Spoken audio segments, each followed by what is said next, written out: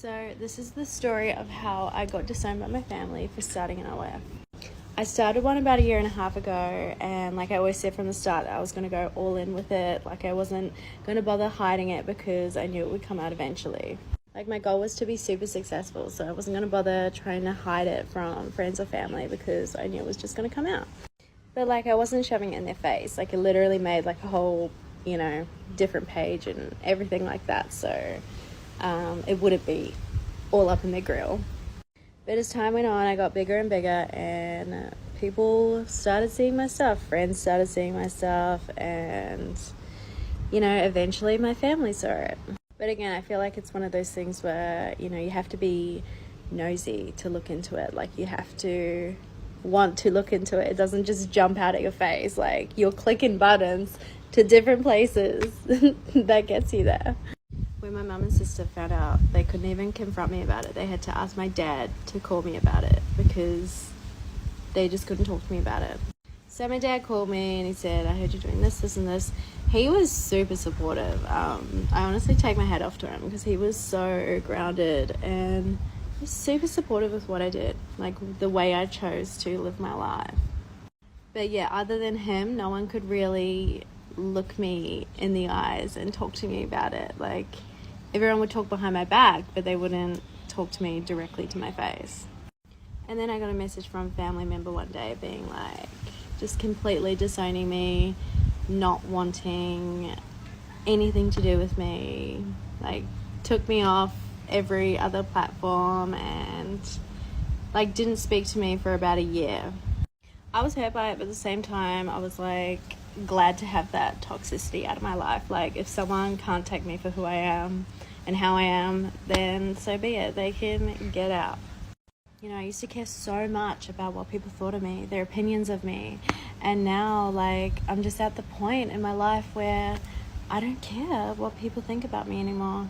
It's just like the biggest weight off my shoulders. Like I could literally not be happier not caring about what people think about me. And then I get a message from a close family member saying that someone in my family literally went onto my page, screenshotted like everything and sent it around this big family group chat. And these weren't just photos of me at the beach with my friends. Like these were like full-on photos that they had paid for, screenshotted and sent to everyone in my family. Like that is literally illegal. You're not allowed to do that. I was absolutely devastated. It's your fault. It's terrible. Somewhere out there is a hacker on the loose, and it's only a matter of time before the next online serial killer emerges as a result. It's already happening. Women are getting stalked and abused, but they don't make these statistics well known. Y'all need to quit. Listen to what your parents taught you for once. If I was your dad, you would get your ass whooped for this, grown or not. OnlyFans proves that women think their nasty pussies are made of gold. Too many simps out there supporting it and getting nothing in return. It appears every single woman in the country is trying it nowadays. I don't know how any man will ever be able to tolerate women that are used to having a bunch of simps just handing them money to get a peek at their masturbating habits. I'm sure girls that have any amount of success on OnlyFans will never be able to maintain a real relationship. They will believe their pussies are made of solid gold and treat a man like shit. The fallout from OnlyFans is going to be catastrophic when women realize real men don't pay to fuck. But on the other hand, sorting through women will be greatly simplified for men. Anyone that's had an OnlyFans is an easy no, unless it's just for a quick fuck. Valueless for a relationship. Good luck, girls. Better enjoy money more than you enjoy having a meaningful life. I just can't wrap my head around how platforms like OnlyFans are affecting young women today. It's infuriating to see the intense pressure it puts on them to sexualize themselves for money. It's like their value is being reduced to how they look or how much they're willing to reveal. The commodification of women's bodies on such platforms isn't just demeaning. It's setting a dangerous precedent for what's acceptable online. It's about more than just choice, when the underlying system is pushing women towards these paths as easy or lucrative options, at the cost of reinforcing damaging stereotypes and expectations. Feminism caused this. To these delusional feminists, OnlyFans is empowering. Bullshit. Personally, I don't understand how anyone can actually think of OnlyFans as liberating or empowering. I understand the concept. It's about choice, to which I fully support. However, I don't believe most young women, and many underage girls with fake IDs, understand the impact of what they are doing and the trauma, in many cases, it causes. First of all, studies have shown that porn in a patriarchy normalizes and fosters the idea that women can or will be bought, and also causes aggression in young couples, especially when viewed independently. Most young women don't realize the effect sex work has on both the mind and body. Moreover, the act of sex itself will also become something completely different to most sex workers. Many OnlyFans content creators have discussed being stalked, threatened with rape, having their accounts hacked, with little support from OnlyFans, and almost constant harassment. That doesn't sound very safe to me. So if you incorrectly think feminism is only about the choice to exploit yourself, then sure, it's liberating.